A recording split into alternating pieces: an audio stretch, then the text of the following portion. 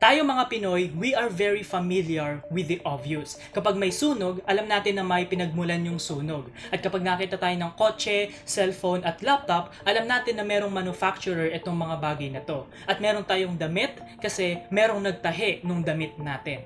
At pwede rin natin sabihin na merong baby kasi, alam nyo na. And because we are over-familiar with this concept na tinatawag na cause and effect, dumating sa point na tayo mga Pinoy, tinanong natin kung ano nga ba talaga ang nauna, manok o itlog?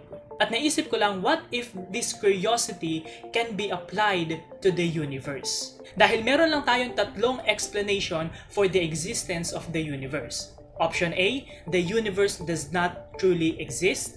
Option B, the universe exists infinitely in the past. Or option C, the universe exists due to an external cause. Ngayon, kung i-consider natin itong tatlong option na to, i-disregard na agad natin yung option A. Bakit? Because of the observable sciences, alam natin na itong universe na to ay reality. Hindi tayo namumuhay sa illusion at hindi tayo namumuhay sa matrix. So having disregarded the option A na the universe does not truly exist, meron na lang tayong dalawang option for the explanation of the universe. It's either the universe exists infinitely in the past or the universe exists due to an external cause. At itong discussion na ito ay tinatawag na cosmological argument. Ngayon, marami tayong terminologies at medyo magiging technical tayo sa ating discussion for today, but please bear with me.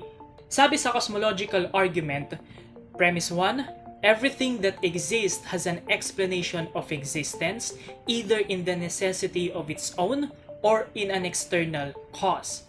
Premise 2, if the universe has an explanation for its existence, that explanation is God. Premise 3, the universe exists. Conclusion, therefore, the explanation for the universe's existence is God. Medyo technical ba at mahirap aralin? Gamitin natin yung Kalam Cosmological Argument. Premise 1, everything that began to exist has a cause. Premise 2, the universe began to exist.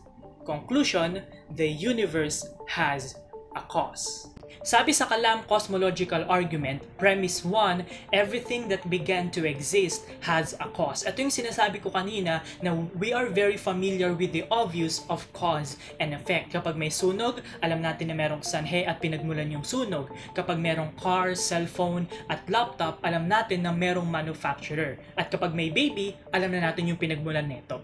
So in our natural and literal living, we are very familiar na everything that began to exist has a cause. Ngayon, dito sa argument ng Kalam Cosmological, ang pinaka-critical point ay yung premise 2. Kasi kinlaim dito na ang universe daw ay nag-exist. Kaya yung conclusion ay ang universe daw ay merong cause. Ito yung pinaka-critical because we need to back up the claim that the universe began to exist at hindi siya nag-exist infinitely in the past. I'm going to share with you the two most compelling pieces of evidence to back up our claim that the universe began to exist.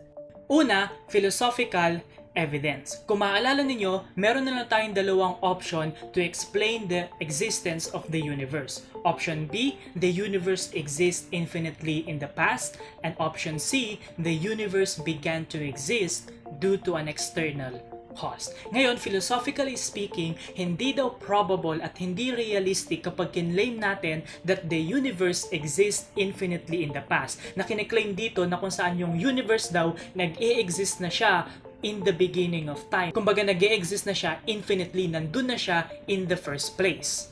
Ngayon, ang claim daw na to ay hindi probable at realistic. Bakit? Because if we claim that the universe exists infinitely in the past, hindi natin maa-achieve yung future. Bakit? Kasi kung nag-i-exist yung universe infinitely in the past, ibig sabihin magsisirculate lang siya for eternity, magsisirculate lang siya infinitely in the past to the point na hindi na siya makaka-move on for another set of past hanggang sa hindi niya na ma-achieve yung present. And the reality na meron tayong present ngayon, ibig sabihin na merong set ng past in the past na nagsimula at natapos. Ang basic explanation nito, kung iisipin mo, hindi makakarating ang NBA Finals sa Game 7 kung hindi nagsimula at natapos ang Game 1. Ganon din kung hindi nagsimula at natapos ang Game 2. At ganon din sa Game 3, 4, 5, and 6. Another explanation is hindi tayo makakarating sa 2023 kung hindi nagsimula at natapos ang 2022.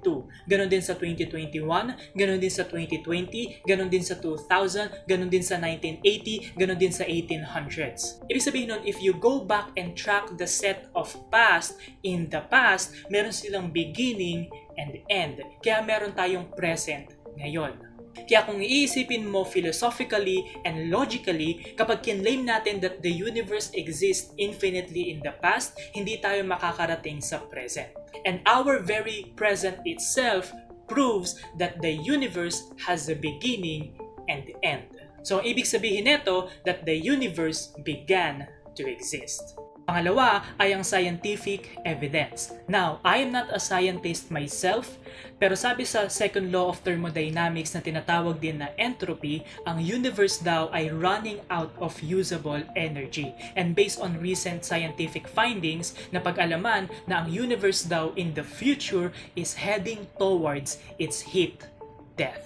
So balikan natin yung claim kanina na ang universe daw ay nag-i-exist infinitely in the past. Kung ito ay katotohanan at kung ito ay talagang yung best explanation for the universe, if the universe exists infinitely in the past, ibig sabihin hindi dapat siya nauubusan ng usable energy. Parang ganito lang yan, kung meron kang cellphone na merong infinite na battery, hindi mo dapat siya charge. Pero the fact na nauubusan yung battery ng cellphone mo from 100% to 0%, meaning it has a beginning and end.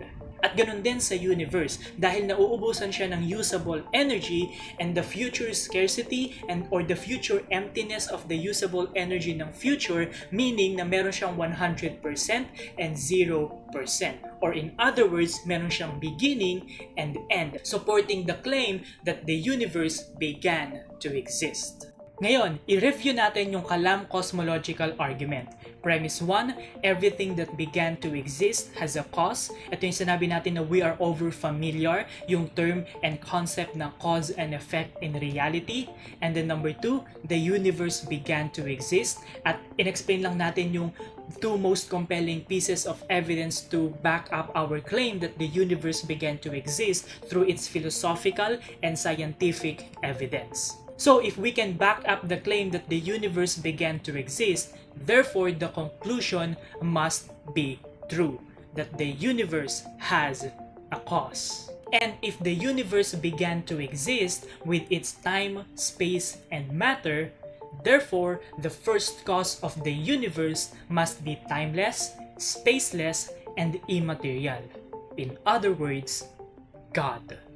And if God is timeless, spaceless, and immaterial, ibig sabihin nun, God is the uncaused first cause. Ibig sabihin, no one created God. At dahil dito, we are now making sense of Genesis 1:1. In the beginning, God created the heavens and the earth. I am a Christian because it is reasonable to believe that God exists as the creator of the universe. Pero ito ang tanong, bakit kailangan si God?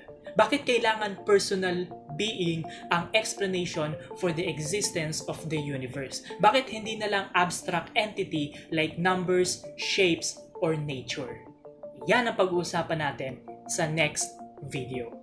But in the meantime, kailangan na natin sagutin ang napakatagal na tanong sa buhay ng mga Pilipino. Ano nga ba talaga ang nauna? Manok o itlog?